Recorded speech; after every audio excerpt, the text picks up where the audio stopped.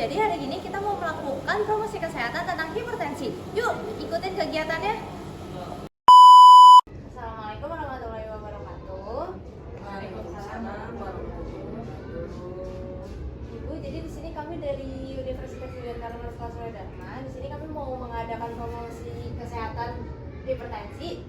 Kan yang sering kita tahu hipertensi itu kayak sering kebanyakan makan asin, terus sering marah-marah. Tapi penyebabnya tuh nggak cuma itu, ada lagi resikonya yang lebih, malah ada yang lebih berbahaya gitu, Ibu. Nah, nanti akan dijelaskan oleh rekan-rekan saya. Oke, di sini saya Fatimah Sultan, bisa dipanggil dengan Mini. Dan rekan saya di sebelah, Saya Ibu Danilu, bisa dipanggil Ibu. di sini setelah perkenalan kita boleh tanya nama Ibu. Lastri, dipanggil Lastri. Ibu Lastri di sini. Saya Mas Galena dipanggil Lena, dipanggilnya Bu Lena. Ibu Lastri dan Bu Lena, bagaimana keadaan kesehatan hari ini? Alhamdulillah, agak-agak. Kalau Ibu Master, Ibu Lena? Alhamdulillah, tapi tadi agak pening, mungkin karena olahraga ya, belum sarapan.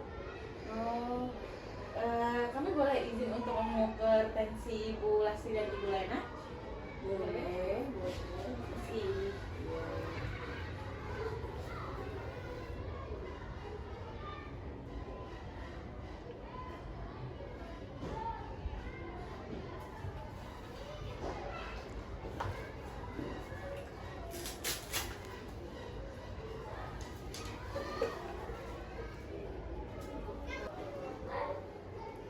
Maaf Bu ya.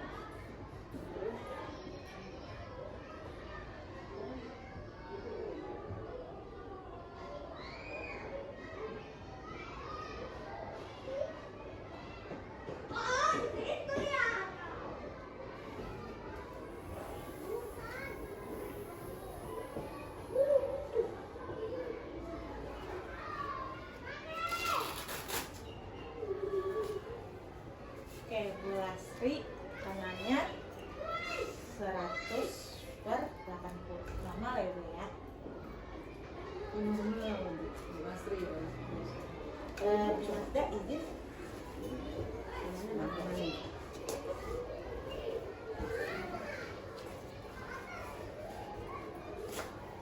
Wah Bu.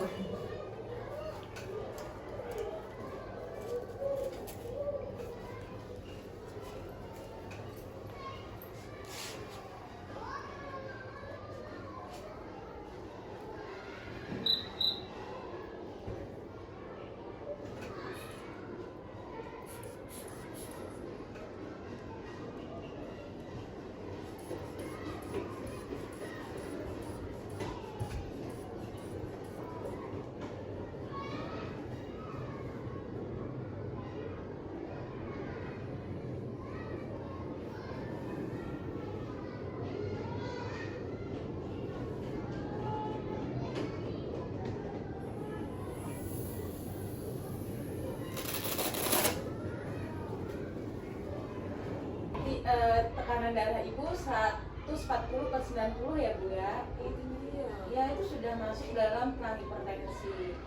Sini teman saya Ike akan menjelaskan apa itu hipertensi dan apa itu prahipertensi. Jadi Ibu, tentang normal prahipertensi itu di atas 120 untuk diastoliknya.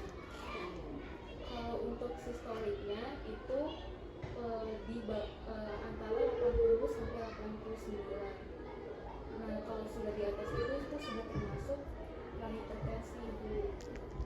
Nah, menurut pendapat Ibu, apa sih hipertensi itu? Kalau saya sih, karena kita ini hipertensi ini memang keturunan ya, gitu. Saya, adik saya, ibu saya itu. Nah, setahu saya hipertensi itu ya darah tinggi kalau bahasa kerennya ya. Iya, itu ya tekanan darah tinggi itu yang ada pengaruhnya. Kalau misalnya kita terlalu tinggi, pengaruhnya akan berbahaya, terutama akan ada penekanan darah, akan larinya ke jantung, kemudian larinya kemana-mana, dan katanya bisa menyebabkan stroke. Betul apa yang ibu katakan bahwanya hipertensi itu darah tinggi. Kita lengkapi. Jadi di sini Bu bisa dilihat hipertensi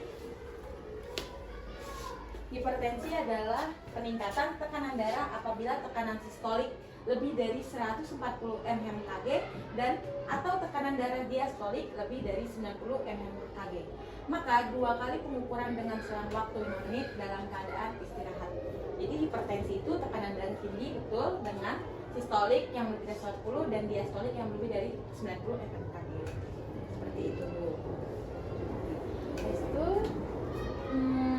saya mau nanya lagi nih Bu, setelah pendapat Ibu tentang hipertensi, Ibu tahu nggak gejala-gejala hipertensi itu apa aja?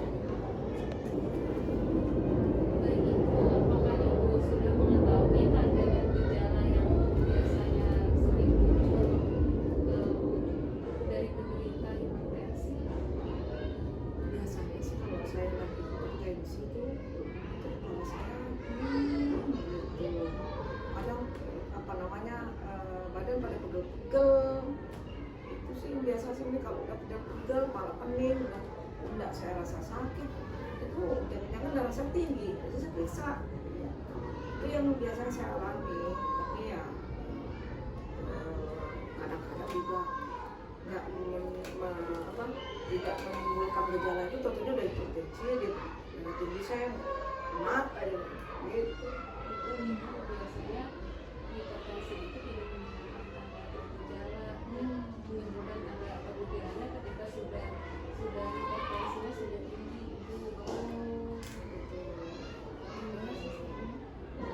Ya, gejalanya tuh bisa lain-lain Bu, seperti ada sakit kepala, ada penglihatan kabur, atau ibu mudah lelah, adanya perasaan gelisah, rasa mual dan muntah, dan jantung yang berdebar. Jadi ketika ibu sudah merasakan hal-hal seperti ini, ada kemungkinan ibu sudah ada gejala hipertensi. Pantesan tadi saya habis olahraga kepala saya agak pening, terus agak lemas gitu ya. Tapi rasa mual dengan muntah nggak ada sih. Jantung berdebar-debar itu belum. Tapi tadi ada rasa pening sama agak kaki itu rasanya lelah gitu. Iya, itu yang saya rasakan tadi. Pantesan ya, ternyata darah saya hipertensi ternyata. Iya.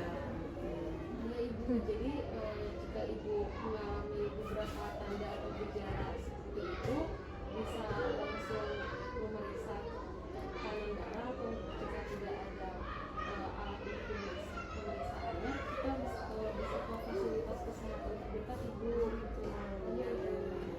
Masalahnya kan kadang-kadang kita nggak tahu ya. Karena tiba-tiba langsung, kadang-kadang ada yang kalau teman saya tuh ada deh, langsung dia nggak bisa ini, langsung nggak bisa jalan gitu. Ada teman saya. Ya. Jadi dia langsung lemes gitu. Ternyata ya itu tadi hipertensi. Maka ada yang satu ketemu ya. Gara-gara itu ya. Karena saya takut benar ini. Untung di satu keluarga belum ada, belum nyalik ya, jangan sampai ya. Seperti yang ibu omongin, sepertinya ibu sudah tahu faktor resikonya berarti ya, seperti yang ibu bilang itu tidak bisa jalan. Oke, faktor resikonya Bu bisa dijelaskan seperti yang kita lihat. Faktor risikonya ada riwayat penyakit hipertensi, yang faktornya itu riwayat keluarga hipertensi, usianya di atas 65 tahun, faktornya bisa. Terus mengkonsumsi garam berlebihan. Oh iya.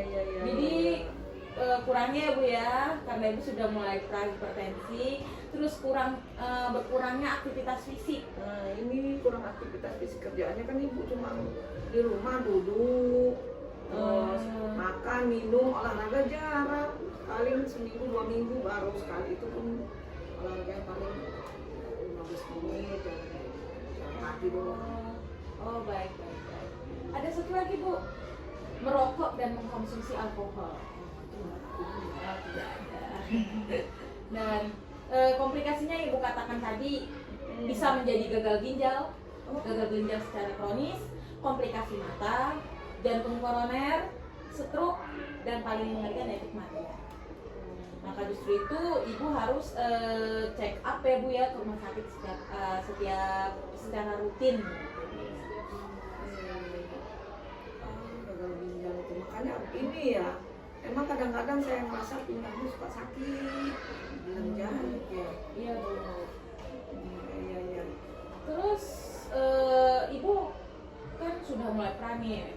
Ibu pernah tidak menggunakan obat tradisional selain obat medis yang dianjurkan oleh dokter? Nah itu, ini yang kadang kalau ketika saya dalam ini udah hipertensi, dikasih dokter obat tuh, itu dia langsung minum. Nah, yang saya minum itu ya herbal.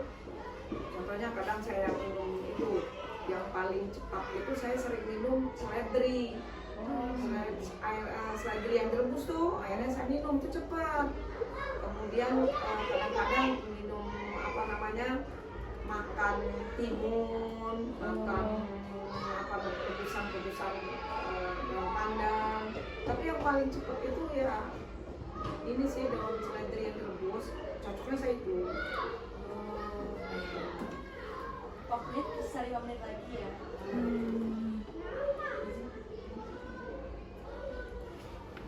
Siap Bu, maaf Bu. Silakan terima. Nah di sini kita akan menjelaskan tentang obat hipertensi itu sebenarnya ada banyak Bu. Maaf ya Bu ya. Ya di sini. Iya di sini tuh jadi obat tradisional buat hipertensi itu banyak. Contoh seperti bawang. Di sini Ibu bisa tahu apa aja yang harus lakukan. Diminumnya rebusan. Nah seperti ini Bu. Minum air rebusan tersebut 2-3 kali sehari. Ini bawang Iya. putih. Bawang putih direbus. Kemudian rebusan jahe 2 gelas hingga mendidih. Minum air rebusan tersebut 2-3 kali sehari. Jahe. Kemudian ini rebusan kayu manis. Iya kayu manis saya juga suka nih. Mbak saya minum. Taburkan bubuk kayu manis dalam makanan. Gitu. Nah buat jus seledri dengan blender 5-7 batang seledri dengan sedikit air. Minum jus tuh. Jadi jus. Kalau saya direbus. Iya.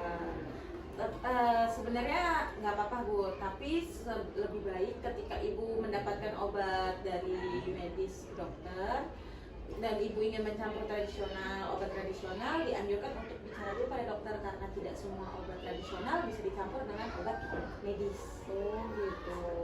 Iya. Terima kasih. Baik Bu, terima kasih. Jangan lupa Ibu untuk menghindari alkohol, jangan sampai Bu ya. Cek tekanan darah, kurangi kandungan garam yang berlebihan, terus usahakan istirahat yang cukup ya Bu ya. Terima kasih. Oke, terima kasih Bu. Terima kasih. Semoga sukses ya. Terima kasih atas keterangan ini. Ini ilmu pengetahuan yang saya dapatkan. Nanti akan saya praktekkan. Terima kasih ya. Kasih kerjasamanya Bu. Sama-sama. Sukses ya. Sukses ya. Mudah-mudahan terus maju. Oke teman-teman, kalian sekarang sudah tahu kan pengertian hipertensi, tanda dan gejala, faktor risiko, dan juga obat tradisional hipertensi. Nah mulai dari sekarang, yuk kita terapkan pola hidup sehat. Jadi, ayo kita jaga kesehatan kita bermulai dari pola hidup sehat. Dadah!